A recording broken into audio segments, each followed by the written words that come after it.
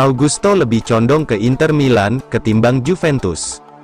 Wingback Monza, Carlos Augusto dikabarkan lebih condong memilih pindah ke Inter Milan ketimbang Juventus. Namun transfernya ke Nerazzurri sangat bergantung pada masa depan Robin Gosens.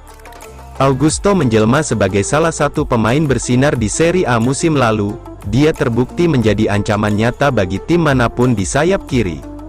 Kontrak pemain Italia Brasil itu dengan klub Brianza hanya tersisa semusim lagi, tetapi bisa memulai petualangan baru pada musim panas 2023 ini.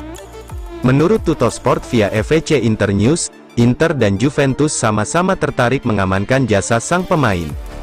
Namun, ex-pemain Corinthians itu lebih memprioritaskan transfer ke Nerazzurri ketimbang Juve karena faktor tampil di Liga Champions pada musim depan.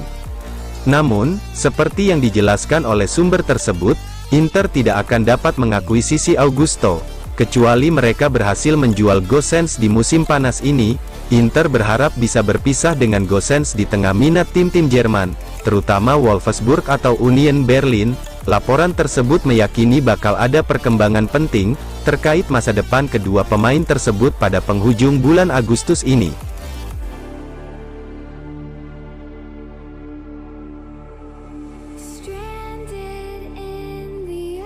Di Marzio, Di Scamacca memilih Atalanta, batal ke Inter Milan.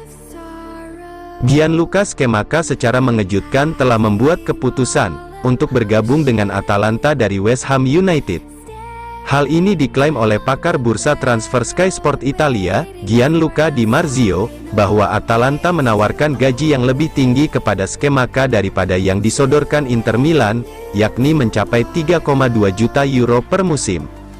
Inter sebelumnya dikabarkan sudah sangat dekat dengan kesepakatan, meskipun mereka tidak akan menawarkan lebih dari 24 juta euro, ditambah 4 juta euro sebagai bonus.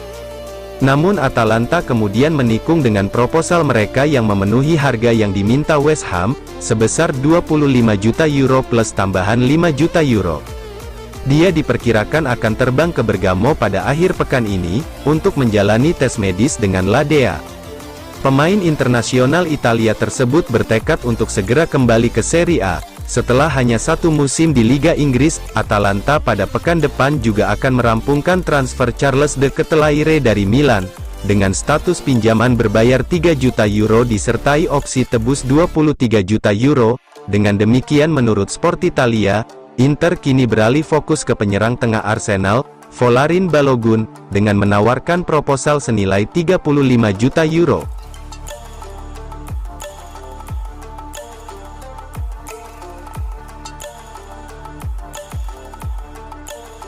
Inter putuskan, tebus klausul pelepasan Sommer 6 juta euro.